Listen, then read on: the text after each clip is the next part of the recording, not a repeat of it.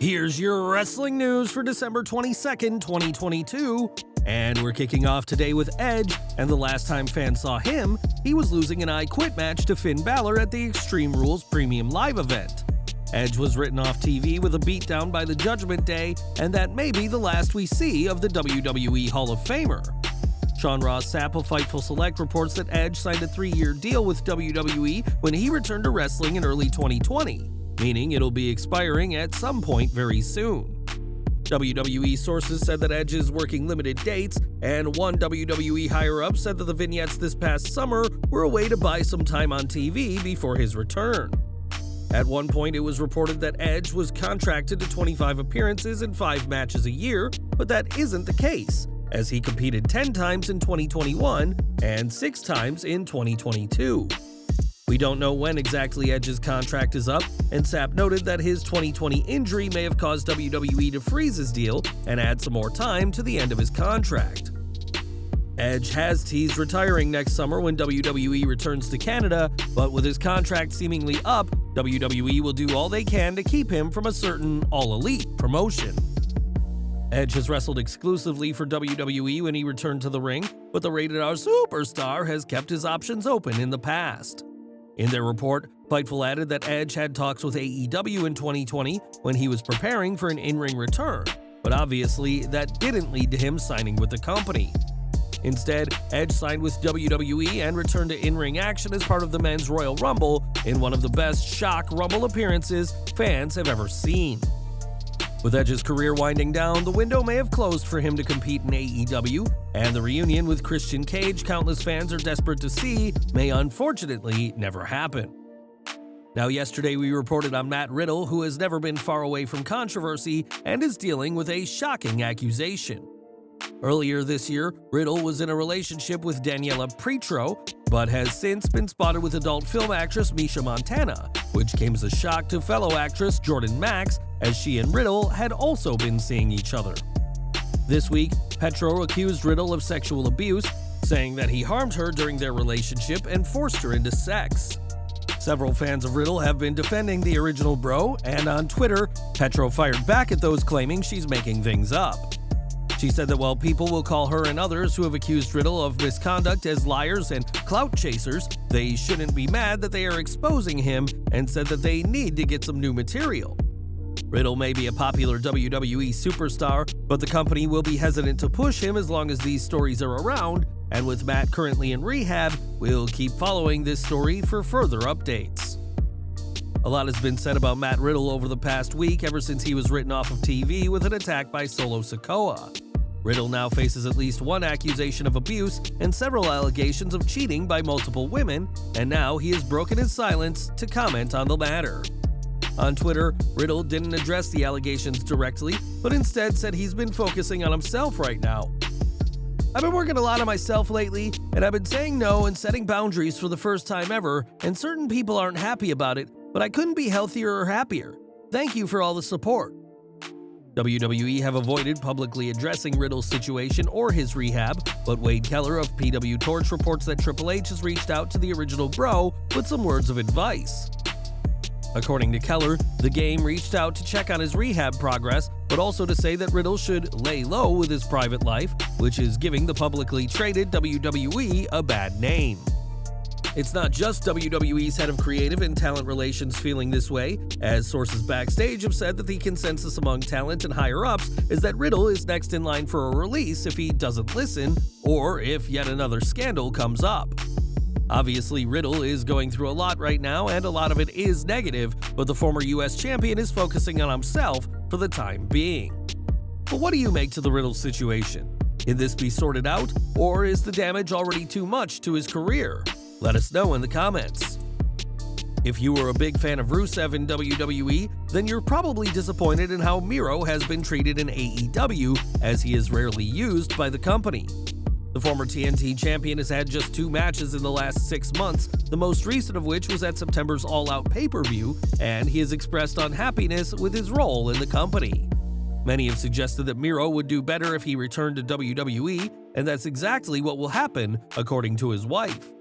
Speaking to 92.7 WMAY's Mike Wenmacher, CJ Perry, aka Lana, spoke about her husband's future and current absence and stated that a return to WWE will happen.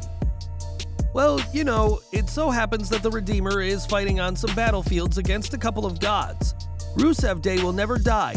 It's always going to be around, the kids are going to want to sing it, and I'm sure it'll make a return in WWE at some point. Rusev, well, whatever he shows up back in, whatever frickin' name or gimmick or character he returns as at some point in WWE is going to be iconic. You know, that's the great thing about wrestling, is it doesn't matter what company you work for, what promotion, anything can happen. Let's be honest, we know that everyone always returns back to WWE at some point. As Rusev, the Bulgarian wrestler, became a 3-time US champion, boasted a year-long undefeated streak, and even challenged for the WWE Championship, so it's not hard to see why he'd pick that company over the one that is barely using his talents. Since July, we've seen several former superstars return to WWE, confident that they will have better luck under the promotion's new regime. It was reported at the start of this month that Eric Young is set to return, but there's been big questions about what he'll be doing once he's back.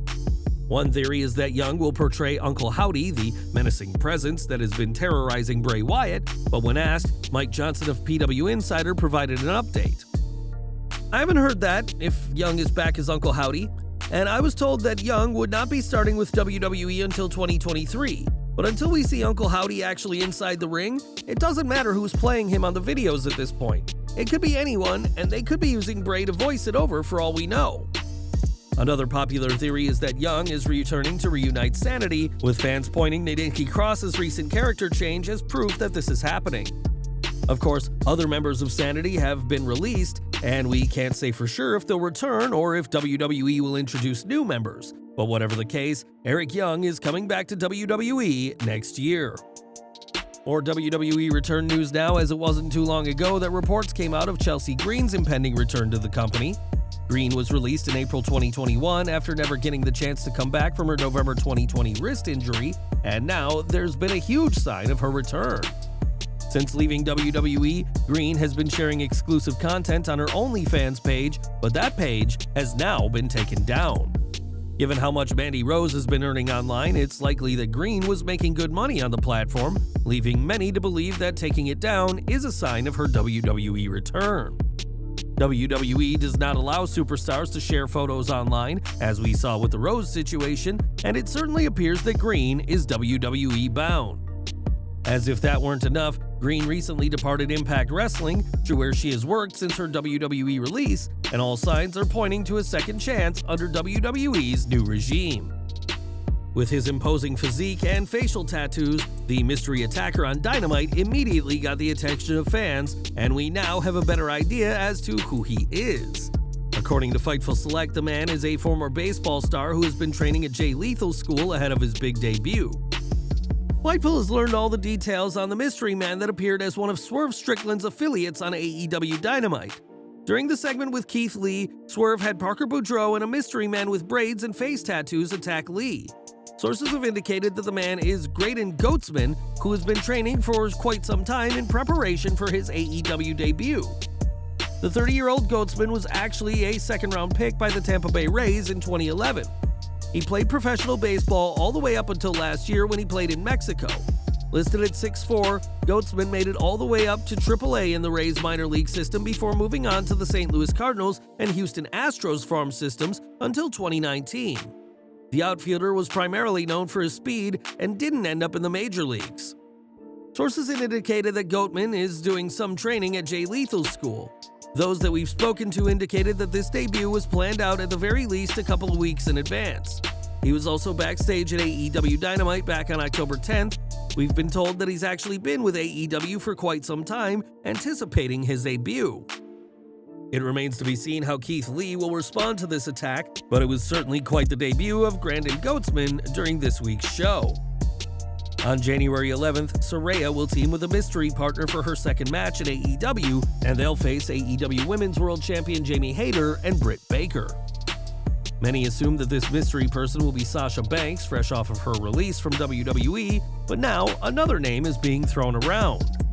When a fan online suggested that Mandy Rose could be joining AEW when the time is right, Another fan latched onto the idea, saying that they'd love to see an Absolution reunion in AEW. In response, fans questioned whether Tony Khan would be able to book the group effectively, and many had their doubts that Sonya Deville and Rose would fit in with AEW. One fan said that the Undisputed Elite situation has proved that redoing WWE storylines does not work out well for AEW, as the group had little impact in AEW before Bobby Fish's departure.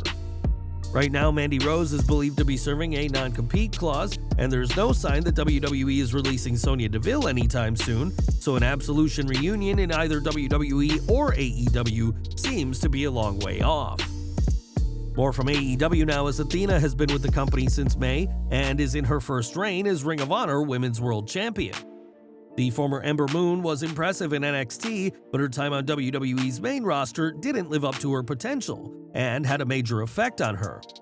Speaking on the Talk is Jericho podcast, Athena spoke about the end of her WWE run and how she wanted to leave before she got released. When I left WWE, that was the one thing I wanted to do. I wanted to figure out a way to get to AEW. When I walked out of that building, I thought, how in the blue hell do I get a hold of Tony Khan? Between my rep and everything, we had kind of been in talks in December to see if there was interest. During my 90-day situation where I couldn't do anything, I just kind of threw away the dream job. Do I want to wrestle anymore? Undeterred, Athena would join AEW this year at Double or Nothing and has been booked well since signing with Tony Khan. Now a heel, something that Athena never got to experience in WWE, the War Goddess now holds the top prize in Ring of Honor, and expect her to be a large part of both the women's division of ROH and AEW moving forward. And we're ending today with some unfortunate news to report, as WWE Hall of Famer Koko Ware has been hospitalized. On Twitter, the Wrestling Connection, a branding agency owned by Ted DiBiase Jr., broke the news, saying that he is in hospital in Mississippi for unspecified medical reasons. Debuting for the WWF in 1986, the Birdman was never far away from his pet macaw Frankie, but was fired in 1989 after getting into a fight with then Senior Vice President of Titan Sports, Jim Troy. Rehired not long after, Koko worked with the WWF until 1994, but would make appearances on Raw in 1999 and 2005. Inducted into the WWE Hall of Fame in 2009 by the Honky Tonk Man, Koko would also enjoy success in the USWA, and we are wishing him a speedy recovery at this time.